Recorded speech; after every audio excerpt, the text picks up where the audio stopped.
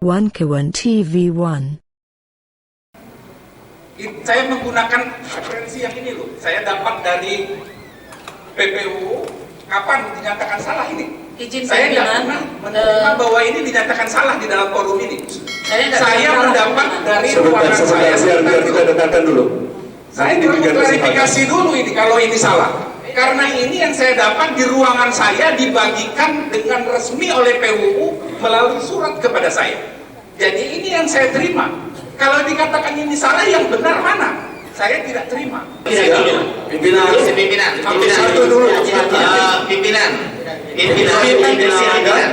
Pimpinan tidak boleh diskusi pasal per pasal. Kalau berbicara pasal per pasal, 1 tahun 2 tahun tidak akan selesai. Kita akan buka pasal tidak ada. Begini, nanti dulu dengarkan. Saya masih nyambung. Begini. Yang kedua, Saya usul pimpinan. Saya usul pimpinan. Yang kedua, ada pasal yang bertambah. Tidak boleh disahkan pasal per pasal. Ada pasal yang hilang. Tidak boleh pimpinan disahkan pasal per pasal di sini. Ada 400 pasal pimpinan kalau mau disahkan satu Kira-kira pasal. begitu.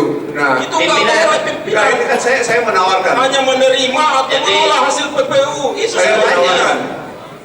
Pimpinan beri kesempatan sebagaimana mekanisme rapat dikembalikan dulu ke PPU. Ya, seperti agenda pertama tadi. Dari tadi kami berharap itu sebenarnya, tapi pimpinan tidak boleh mengambil keputusan ya. Kita ikuti pada pembahasan agenda pertama. Oke, silakan. Pimpin Pak Ketua. Silakan. Izin pimpinan. Jadi begini, pimpinan. Silakan. Tadi. Pak Stefan dulu silakan. Jadi sekarang ini sudah pada mekanisme. Tadi kebijakan bijaksana yang dipimpin oleh Pak Ketua itulah yang harus diikuti oleh Pak Wakatono. Ya. Apa nih?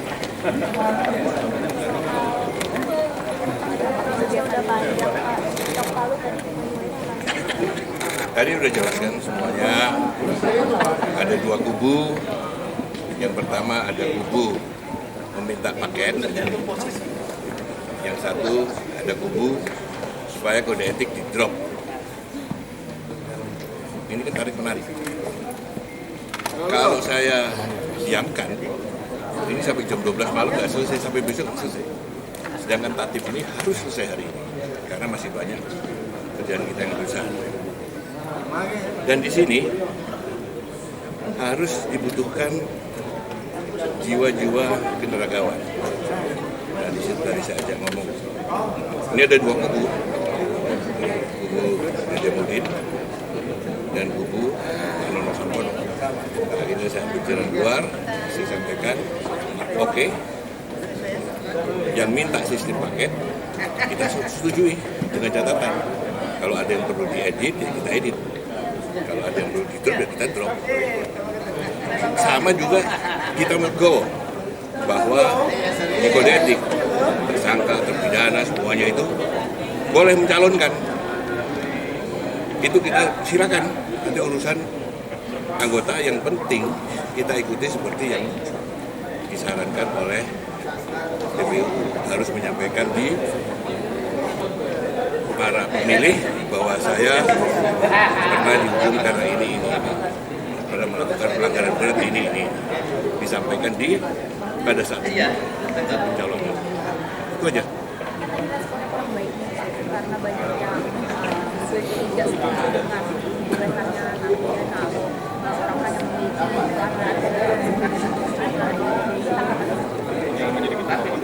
kalau saya itu semua daripada ini ribut terus, itu nanti kita bisa berunding. Nanti kan ada kesepakatan. Daripada ini tidak kita putus, tidak selesai-selesai, sedangkan banyak pekerjaan-pekerjaan kita di belakang. Satu contohnya, tatip tentang perkembangan dari Papua itu masih belum masuk tatip, belum masuk anggotanya, itu harus disiapkan. Kalau sekjen nanti harus siapkan uang, ini harus ada tatip. Kalau ini tidak ketop, lama.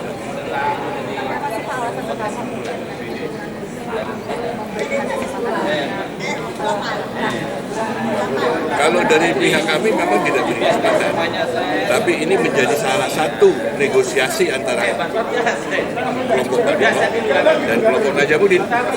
Kelompok Najamuddin itulah yang memperjuangkan supaya narapidana tersangka itu untuk di-drop. Mereka tidak mau dengan sistem kelompok paket, tapi kelompoknya Pak Nono harus sistem paket.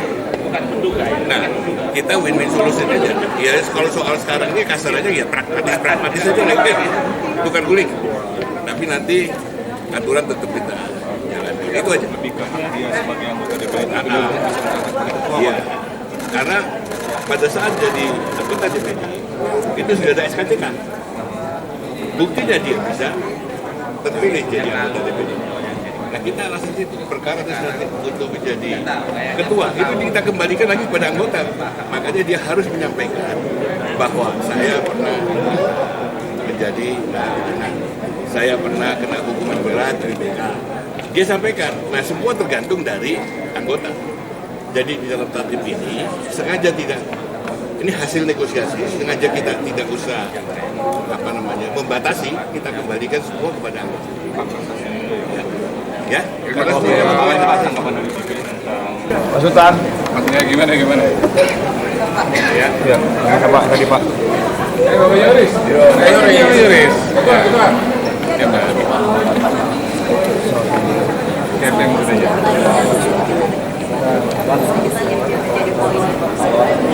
Iya biasa. Jadi hari ini finalisasi dan pengesahan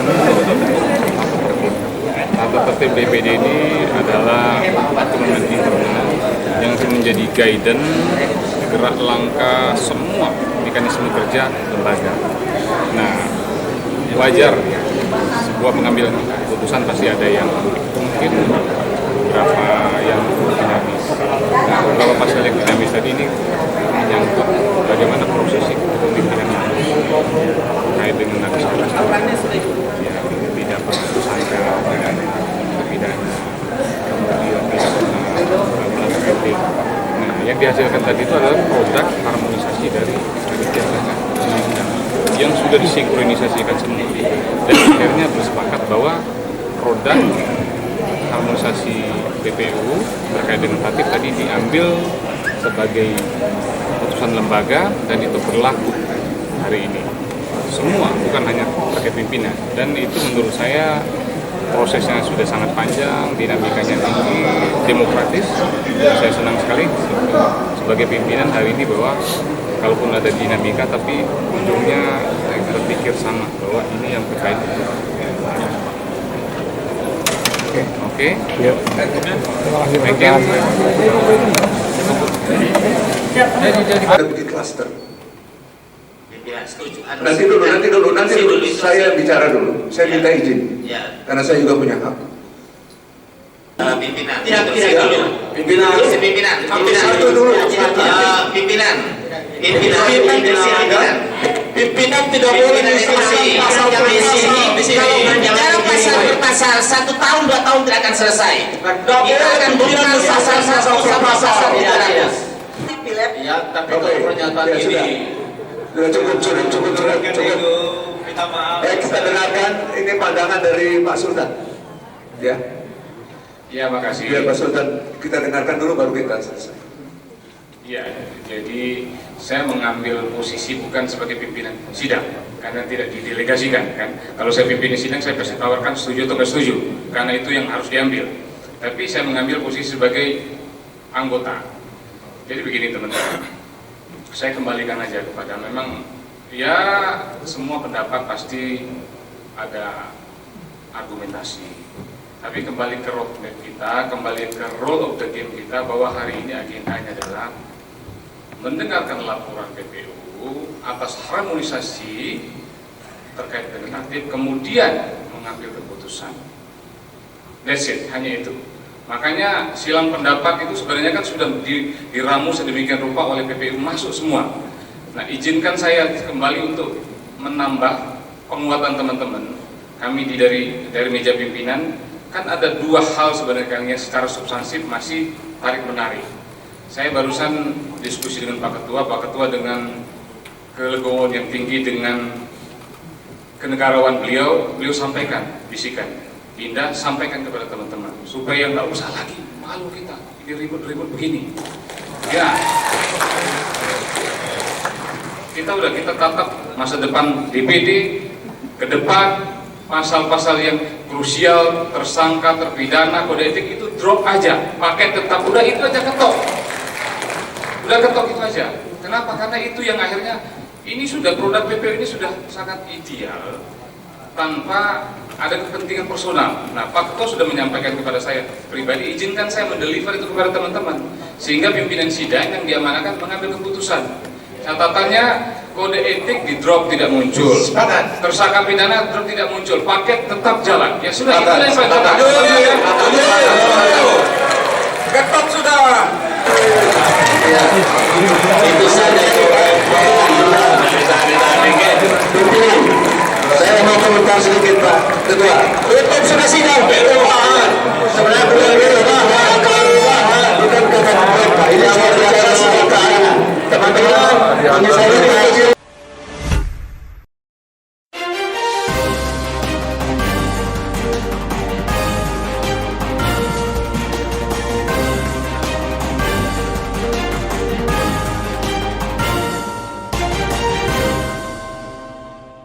One Kawan TV 1